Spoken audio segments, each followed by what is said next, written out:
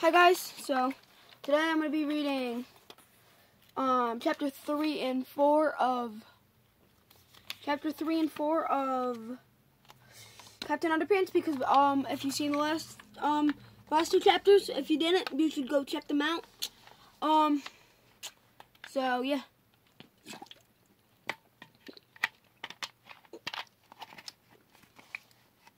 Okay guys, I'm going to read it to you. Okay. Chapter 3, the real ending to our last adventure. As we already saw in Chapter 1, George and Harold were being taken to jail when Tippy Tinkletrousers traveled backwards through time and interfered. But what would have happened if he hadn't showed up? What was supposed to happen before Tippy so rudely interrupted them?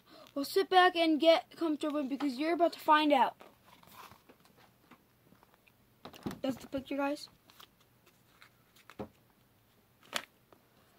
The police chef and his right-hand man, Officer McWiggle, handcuffed George and Harold and shuffled them back into the back of their police car. "You've got the wrong guys," cried Harold. "We didn't rob that bank." "It's true," said George. "The bank was robbed by our evil twins from an alternate universe." "Yeah, right," said Officer McWiggle. "If I had a nickel for every time I've heard that excuse." On the way to jail, the cops drove past Mr. Krupp, who was busy cleaning up the soggy toilet paper in his yard. "Hey!" shouted the police chef. "That's the guy who robbed the bank with those kids!" "Let's get him!" yelled Officer McWiggle. That's the picture.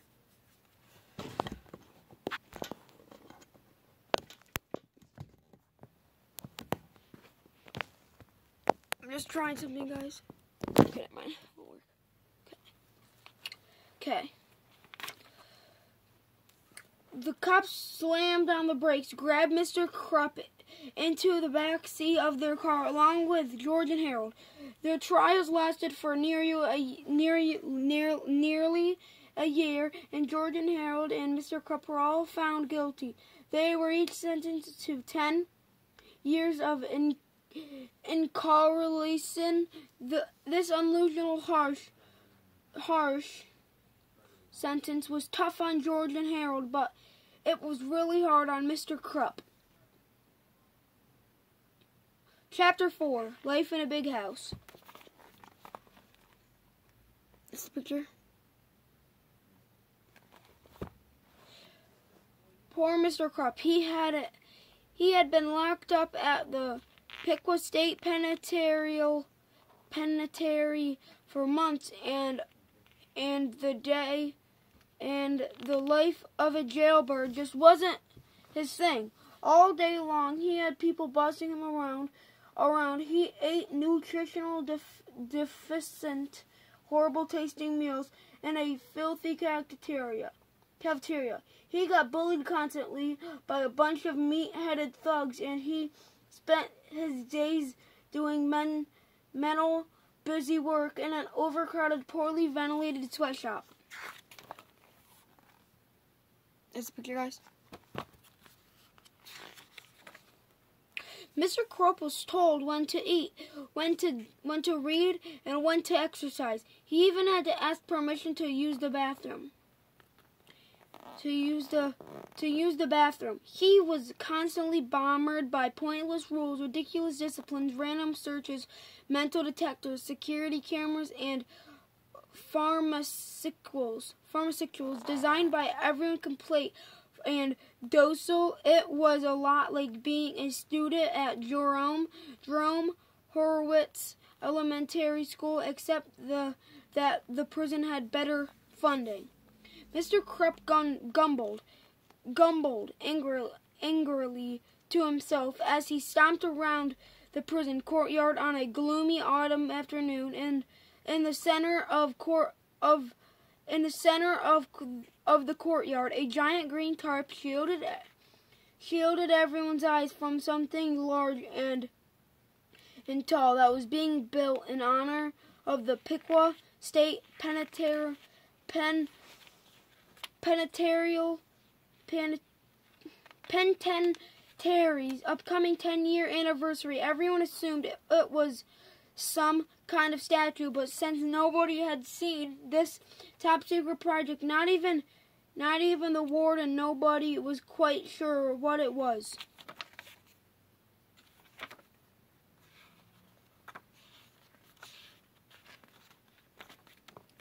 I'm sick of this place, Mr. Krupp muttered to himself. Everyone always telling me what to do. If one more person gives me another order, I think I'm going crazy. Hey, Fatty, shout. I think I'm going to go crazy. Hey, Fatty, shouted a tiny imminent working behind the green tarp. Give me that hammer over there. Mr. Krupp clenched his fist fiercely. You can't tell me what to do. He screamed, you're a prisoner just like me. I am. Just like I am. I most certainly am nothing like you, said the tiny prisoner. It was Tippy Tinkletrousers, who was serving an 8-year sentence for attempting to take over the planet with an intent to enslave humanity. Mr. Krupp rolled up his sweaty sleeves and stomped over to the pint-sized prisoner. He eyed Tippy up and down. Tippy eyed Mr. Krupp up and down. And, hey, Mr. Krupp shouted, you kind of look familiar. I agree, said Tippy, but I can't quite remember where I've seen you before. The two men walked in slow circles around each other. Well, whoever you are, Mr. Krupp said, you've got no business bossing me around. I'll have you know, said Tippy, that I'm more than just a regular prisoner. I'm an artist. I was handpicked to build a statue of Warden Skomorden. Suddenly, a round little man peeped, bulbous, dandruff speckled head out from the green tarp. Did somebody say my name? He asked excitedly. It was Warden Gordon B. Skomorden, the guardian chef jailer of Pickle State Penitentiary Warden Skomorden, and was known far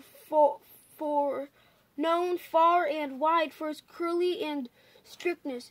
He once sentenced a prisoner to a year of solitary confinement just for ending a sentence with a preposition. Warden Skomorden was undoubtedly the most manically evil person anyone had ever met. But the injurious jailer had one fatal weakness. He was easily flattered, and that weakness was exactly what Tippy Tinkletrousers used to talk his way into the making a giant statue of Warden Gordon Borden Skomorden to commemorate the 10-year anniversary of Pickle State Penitentiary. Just leave everything to me, said Tippy at the start of the project. I'll construct the most stunningly handsome statue you've ever seen. Really, said Warden. Can you make it extra tall and extra handsome? Of course, said Tippy. Wonderful, wonderful, cried Warden. How soon can you get started? As soon as I get my supplies, said Tippy. That's the page. No.